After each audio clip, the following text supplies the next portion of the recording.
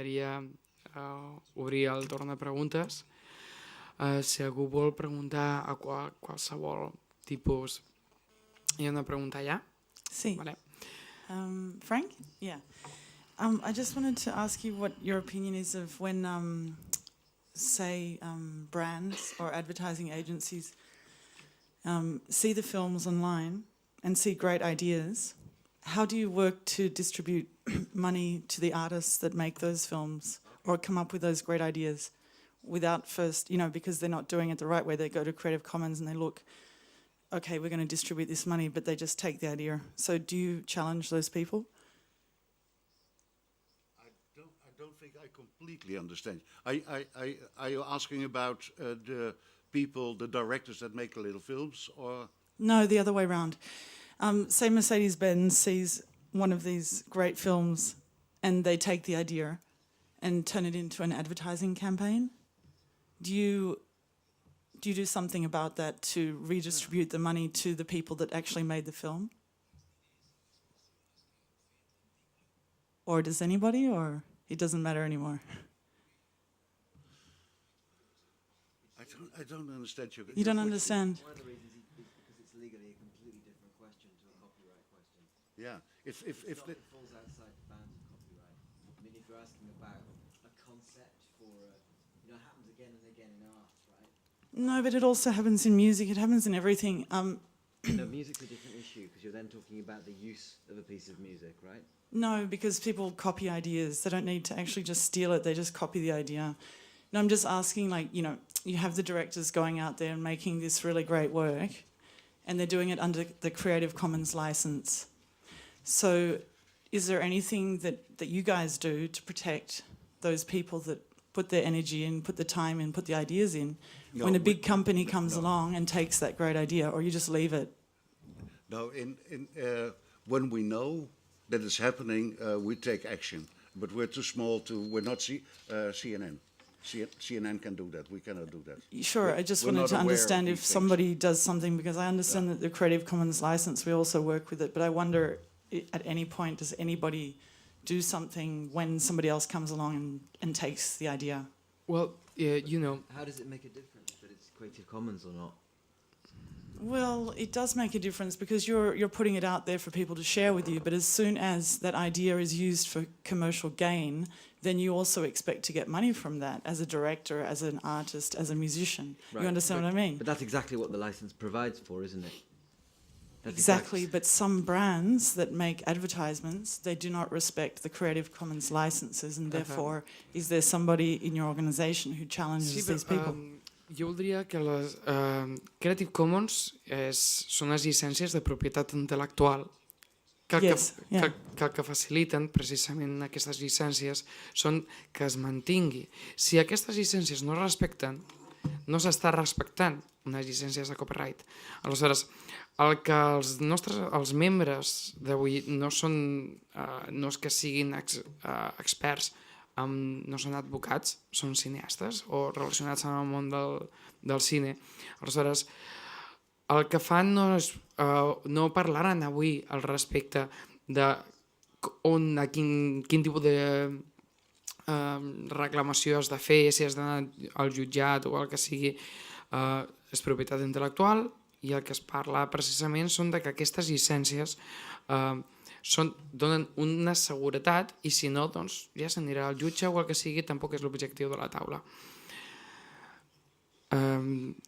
Les idees en propietat intel·lectual es defineixen diferents. I think it's an important discussion, though. You can't just disregard it. I just wanted to give the example of the Free Software Foundation, which doesn't use Creative Commons licenses. It uses the general public license, which was what gave rise to the Creative Commons licenses. And in fact, I don't know whether they're to be believed, but Eben Moglen says that, who's the lawyer for the Free Software Foundation, says they run the Free Software Foundation from pursuing infringements where companies have used free software in commercial products without complying with the license. They then go after them and either get them to stop, or if it's too late for the company to stop because they've embedded the software in whatever they were doing, they get a fee from them, and that pays for the the Free Software Foundation to exist. So clearly, if what you're asking is, are free licenses incompatible with protecting the rights of certain classes of creator against predatory exactly. then the answer is clearly no. Do I know or anybody else know of examples within? I think it would be pretty early days for there to be specific units set up to pursue uses of Creative Commons content by such people. Okay. No, thank you very much. It's interesting. Jo afegiria que la principal diferència amb una obra que tingui copyright és... Sí? La principal diferència amb una obra que tingui copyright és que en el cas de l'obra protegida amb copyright hi ha una entitat de gestió, almenys en el nostre país, que et representa i que et defensa davant de la violació de la teva llicència. No? Aquest no és el cas de les llicències Creative Commons encara, tot i que hi ha grups que reivindiquen que les entitats de gestió de drets que tenim al nostre país també preveguin la protecció d'obres que tenen una llicència Creative Commons. Si aquestes entitats no es dediquen a protegir els artistes que opten per aquestes llicències, a la llarga s'haurà de crear una entitat alternativa que també defensi el dret dels creadors que optin per les llicències Creative Commons. Però a part d'això, a nivell legal jo entenc que tu pots posar una denúncia exactament igual.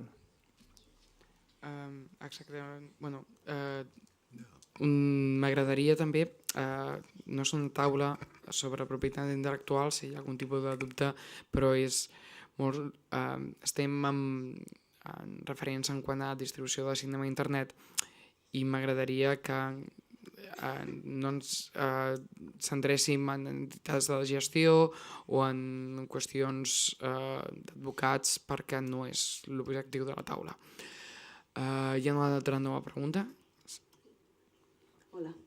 Bueno, eso sí que también es una pregunta sobre derechos, pero no en el sentido jurídico. Y va dirigido a ti, Xavi. No sé exactamente de qué va tu documental, porque bueno, no sé si lo encontraría en internet, porque domingo no sé si podré. Pero me imagino que hay gente, porque es un documental, que hay gente que aparecen, que hay entrevistados o gente que aparece de alguna forma. Y lo que me gustaría saber, ¿cómo gestionas tú la propiedad, la propiedad privada de esta gente? Porque en el caso de una ficción de Hannah está clarísimo, son actores y se puede ampliar de antemano. Y en el caso de un documental también, evidentemente, pero ¿cómo reacciona la gente? No sé, si puedes decir quizá para situarnos Sí. qué tipo de gente, si hay expertos, por ejemplo, que están también entrevistados o si solo son No, bueno, gente que está... Como en cualquier documental, te ves obligado a pedirle a la gente que filmas que te firme un papel de cesión de derecho de imagen, ¿no? En nuestro caso, tuvimos que, con ayuda de un abogado, configurar un papel muy parecido al que se usa para las producciones documentales normales, pero que preveía la licencia de Creative Commons que iban a usar, es decir, que la persona era consciente de que su imagen no solo sería utilizada en nuestra obra, sino en la obra de terceros, siempre y cuando se respetaran las licencias que... O sea, esto es una fórmula legal pues parecida a la que tuvo que desarrollar TV3, ¿no?, para incluir el tipo de distribución que nosotros preveíamos y tal. En ese sentido, o sea, tampoco es algo del otro mundo, si es una pero fórmula... yo más bien quería saber cómo reaccionaba la gente y si les habéis puesto sobre aviso que se podía, pues, digamos, de alguna manera falsificar su intervención, para decirlo así, ¿no? Utilizarlo en una manera que vosotros, que tenéis seguramente buena intención, pero que puede haber algo que es fuera de vuestro control y fuera del control de ellos y que se puede hacer con su imagen lo que se les ocurre, ¿no? Volvemos a lo mismo de siempre. O sea, entiendo muy bien lo que dices y, por supuesto, o sea, no se engañó a nadie, se les explicó de qué iba el tema y tal. También, bueno, en nuestro caso específico teníamos una forma de filmar muy desde el respeto y en ningún momento hicimos entrevistas. Surgieron cosas parecidas a entrevistas, pero desde la observación, o sea, desde lo que estaba pasando, ¿no? En este sentido, la gente no tenía tanto miedo que sus palabras se pudieran cambiar y usar. Pero, como decía, volvemos a lo mismo. En un mundo en el que estamos acostumbrados a que 1 de 3 vídeos de YouTube es un remix de algo que ha dicho alguien con la voz cambiada o sea, la gente yo creo que ya están tan acostumbrados que si no les apetece salir, o sea, tenga copyright o tenga Creative Commons, ellos, si tienen este miedo, lo van a tener igual. O sea, no porque tenga una licencia libre van a decir, uy, no, van a pillar mi imagen y van a hacer un remix de esto y se van a burlar de mí, porque como todo el mundo lo puede hacer igualmente y no va a pasar nada si lo hacen, es decir, no sé, bueno, no sé, estaba pensando en casos como este del vídeo que ha corrido tanto de callejeros, de la pobre chica que la pillaron en un programa de televisión, que la pillaron borracha, que tenía una mancha de semen en el pelo y bueno, le hicieron una entrevista así como en un programa tal y bueno, yo creo que este vídeo debe tener como 20 millones de visitas, es una de las chicas más famosas de este país porque salió del coche con una mancha de pelo en el pelo, ¿no? Entonces, yo creo que esta chica, o sea, probablemente no va a querer volver nunca a salir en la tele, pero es que le va a ser igual si esto tiene copyright o tiene copyleft. Es que simplemente va a partir de la base que si alguien quiere hacer con esto lo que quiera, pues otro ejemplo que se me ocurre es el del rey, ¿no? O sea, que salió hace poco a disculparse por haber matado elefantes en Botswana. Bueno, no, se disculpó, no sabemos de qué, pero se disculpó. Y esta imagen se usó... Veo a Jamie sorprendido al respecto. Sí, luego te lo contamos, Luego te lo es contamos. una historia divertida. Pues esta intervención tan cortita se utilizó, bueno, yo he visto ya unos 6 remix de este vídeo diciendo todo tipo de burradas, ¿no? Desde la he liado parda, ¿no? Y claro, el rey, hostia, es que es el rey, o sea, y estas imágenes supongo que estarán protegidas por un copyright, porque las habrá grabado, pero es igual, o sea, es que estamos en un mundo en el que ya estamos en otro paradigma, o sea, que le pongamos una licencia u otro es ser buenos en el fondo, ¿no? Decir, no, es que esto lo puedes difundir libremente y tal, estamos siendo buenos, porque en realidad lo puedes hacer igualmente, ¿no? Bueno, voy a hacer una pregunta en medio, me voy a adelantar. Luego continuaremos. Querría ir a la parte de distribución de las plataformas, retomar las plataformas que hemos visto antes y tenía una pregunta para Jamie, que era al respecto, algo que no hemos acabado de ver y que me parece muy interesante es, primero, a cuánta gente porque hacen lanzamientos mensuales y esos lanzamientos llegan a gente. Me gustaría saber qué volumen de gente, cuando hablamos con mucha gente, cuando hacen un lanzamiento mensual, a cuánta gente llegan. Es decir, si ellos, cómo los selecciona este lanzamiento, a cuánta gente llega. Y por otra parte, ¿de qué forma pagan? Es decir, hacen un pago para un premio, pero lo del pago del premio era una cosa que hacían al principio. Querría saber si ahora actualmente, qué ofrecen, de qué forma ofrecen para que esta gente pueda aportar. Y luego a Jaume me gustaría también otra pequeñita que le dejaré después, pero primero le dejo a Jamie. Sorry, I'm lagging behind as I wait to catch up. So in general, we're now releasing about 1 film a month. We select those films by some combination of meeting people at festivals, talking to them, finding things that are cool. Sometimes we have ongoing long conversations with filmmakers that could last for 2 years before finally I think we're going to be distributing Cosmonaut. I think, as far as I know, that conversation has been going on for 2 years, almost 18 months. So it's some combination of stuff that gets submitted and stuff that we're talking to people about. Once we've decided that we're releasing a film, we'll contact everybody we know who's a potential partner, distribution partner, which can include, rapid share sites, BitTorrent sites, the Pirate Bay, various indexes, search engines, whoever we think has got large audiences. And then we prepare a bunch of information for them. We give them this release pack, and usually that will generate I mean, it can be anywhere from $500,000 to $1 million in a month, something like that. And then as to what people are paying for, we're giving away a torrent file. We give away a BitTorrent file. We know that there's some people who don't understand BitTorrent, don't want to learn how to use peer-to-peer. One of the things you get when you donate is a stream. So you could say we're selling streams, but it's a slightly strange way of selling since the free version is right there.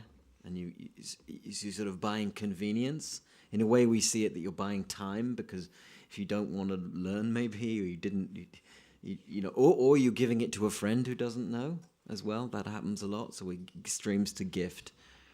And then the other things that people tending to buy or donate for are signed things that are scarce. So memorabilia signed by the filmmaker, positions in credits. So get your name in the next episode of this show. People love that. I think the Yes Men, for example, which we distributed their film, The Yes Men Fix the World, made, I think it was at $12,000 just selling credits in their next film. Which, okay, they're famous, so, but it gives you an idea that people really like that. What else? I mean, it's that kind of thing. In essence, the logic is anything that can be given away and will be given away massively and is outside your control, give it away. And anything that is scarce and costs money or time or is unique, try and sell it for a premium, because those people who are buying it are supporters and they want to pay a premium.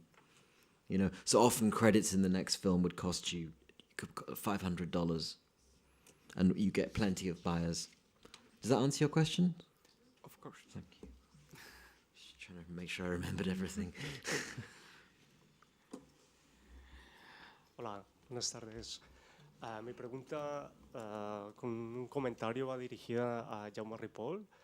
A ver, tú decías al principio que te sentías como un bicho raro. Y realmente yo lo que veo es que eres una especie de lobo en medio de acorralado por ovejas buenas, ¿no? Porque tu empresa, digamos, quiere tener un beneficio económico, ¿no? Y me llama también la atención que, por ejemplo, empiezas tu intervención diciendo el número de películas que tenéis en catálogo, que tenéis 2 Creative Commons.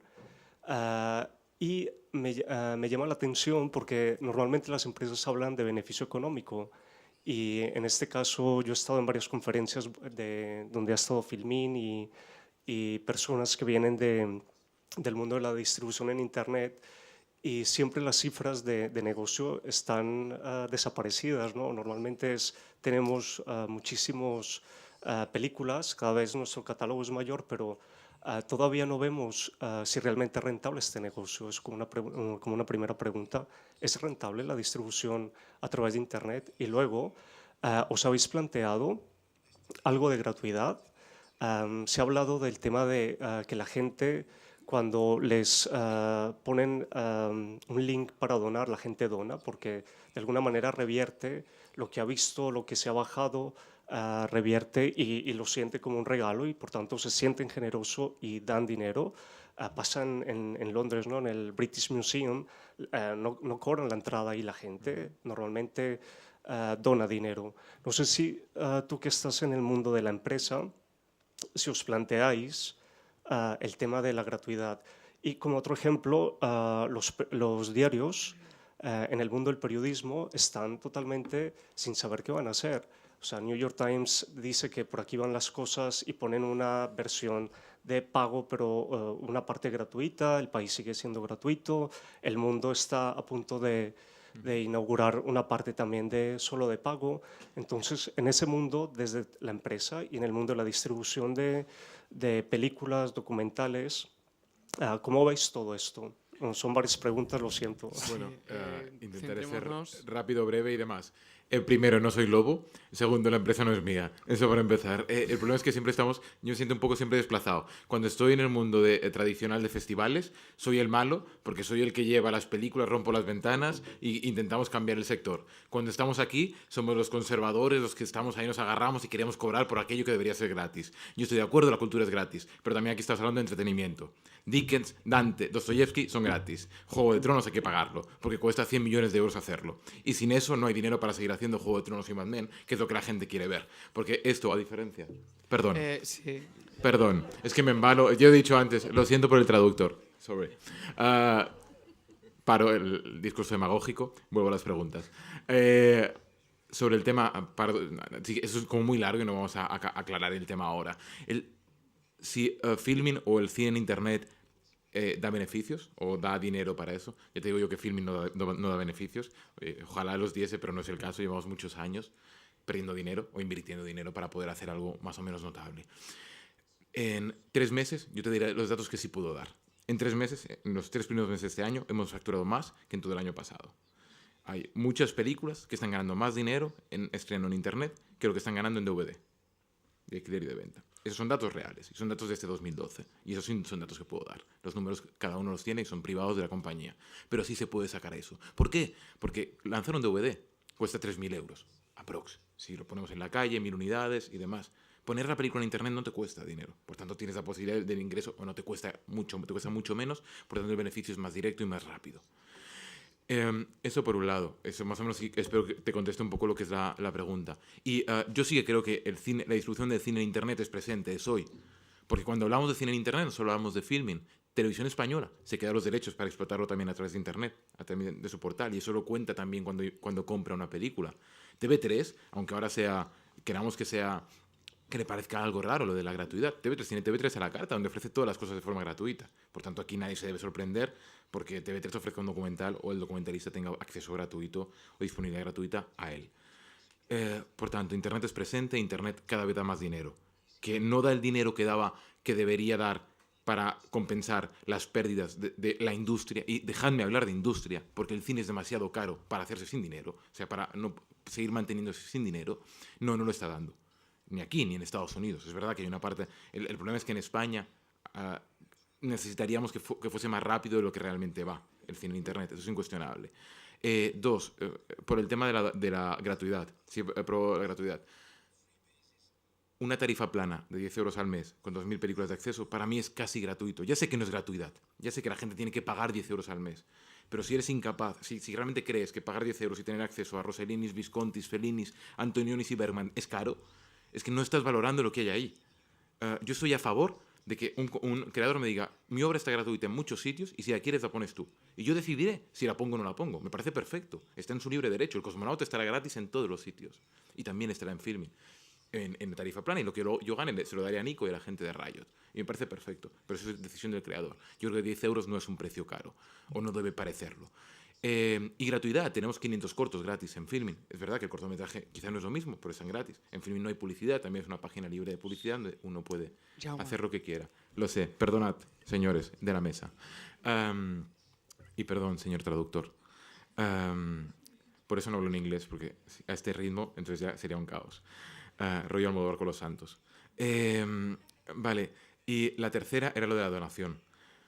Podría hacerse, pero... Yo creo, y eso es a nivel de diseño y a nivel de navegabilidad de la web, que en Internet menos es más. O sea, cuantas menos opciones das, más sencillo es para la gente. Y demasiado barroca es Filmin ya, como para encima añadir la posibilidad de en qué dono, en qué no dono, en esta película puedo donar y en otra no. Yo sí que estoy a favor, o creemos, ya hablo a nivel Filmin, creemos que hay que hacer algo para intentar influir en la producción de audiovisual en España. O sea, no solo ejercer la labor de distribución, sino de alguna manera desde Internet, desde un portal de Internet, conseguir financiación, conseguir financiar productos que acaben yendo a Internet. Yo creo que ese sí que puede ser un camino, es un camino que vamos a explorar, pero antes creo en ese que en el de un Radiohead, un Pedro Almodóvar diciendo, dadme el dinero que queráis por ver la peli que quiero hacer. Yo no, eso es posición personal, ¿eh? Aquí en esta mesa hay puntos de vista antagónicos, pero yo creo que eso es bueno también. Y esa es mi manera de ser. No sé si te he contestado todo. Sí, sí, muy bien, gracias. Queda tiempo para una pregunta más. Pel Jaume també. A mi m'interessa molt aquest tema de plataformes i tal, i veig que cada dia van sortint noves plataformes, que siguin les televisions per cable, privades, les públiques tenen servei a la carta, fins i tot he vist que el FNAC també s'ho plantegen, fins i tot Carrefour, IKEA ha tret la seva pròpia tele, i voldria saber com creus que serà aquest panorama dintre d'un temps, quan ja hi hagi la televisió, que ja s'hagi imposat la televisió aspirada amb internet, perquè veig que cadascú voldrà tenir una plataforma o dos, perquè per exemple la Filmin té alguna cosa que es diferencia de les altres, que és que t'especialitzes en cinema independent. Què poden fer les plataformes per sobreviure? Perquè quan arribi Netflix, que és el gran monopoli, sembla, què poden fer les altres plataformes per sobreviure? Et diré que m'he equivocat tant fent pronòstics els últims 5 anys que potser si ho torno a fer em tornaré a equivocar, no? I fer pronòstics a un món com aquest, amb aquest impending doom, amb aquest canvi global i sistèmic en el que estem enfront, és potser un pèl presumptuós per la meva part. El que crec jo, aquí hi ha dues coses. Una és, què faran les plataformes espanyoles quan arribés, per exemple, un Netflix? En el nostre cas, és pensar que el tipus de producte que tenim nosaltres no és el tipus de producte que volen ells. I és necessari que existeixi una plataforma que conegui el mercat, sigui Filmin o sigui la que sigui, que sàpiga defensar els autors europeus o nacionals i que sàpiga promocionar-los. Perquè no és el mateix vendre Transformers, que es pot vendre tot el món igual, que vendre el Fatih Akin, el Haneke o el Jaime Rosales, que és totalment depenent de la plataforma. Què crec cap on anirem? Cap a una macroplataforma, un Netflix, per exemple, una cosa horitzontal que tindrà gairebé tot, i coses verticals especialitzades en cinema de terror, per exemple, que pugui tenir tot el de Sitges, un cinema de documentals musicals, natura, cinema independent, i tu paguis per aquell canal que vulguis veure, més enllà del que és el gran portal que pugui englobar el producte més comercial. Això és el meu parer, i ja et dic, si dic això, possiblement succeirà tot el contrari. Però... Una pregunta ràpida també, i oberta també a tots. La puc fer? Sí. Bueno, hi ha alguna pregunta més? Perquè si no tenim molt temps i... Cap a on ha de tirar també la televisió convencional, perquè sembla que aquesta ha de sobreviure amb el que és amb el tema de l'endirecte i de proximitat, però he vist, per exemple, que YouTube cada vegada està fent més passos per portar ell a l'endirecte. Aquesta setmana ha tret una eina perquè tu mateix pots fer el teu programa en directe des de casa. I ha estat emetent... Pregunta ràpida, sisplau. Cap a on ha de tirar la televisió convencional? Aquesta pregunta també pot anar pel Frank o pel que sigui. Frank, crec que és la persona dient...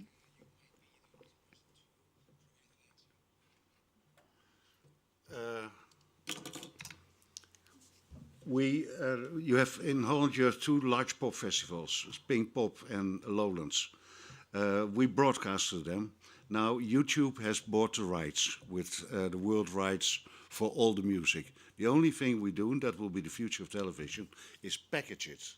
So we do presenters that speak Dutch to say, now it's Bruce Springsteen, but YouTube owns the rights to Bruce Springsteen. So that's the future, if that answers the question. Or I understood the question wrong. No, sí, em sembla que està plenament resposta. O sigui, és el futur i... Cap a on ha de tirar la televisió convencional, perquè, per exemple, YouTube ja està prenent...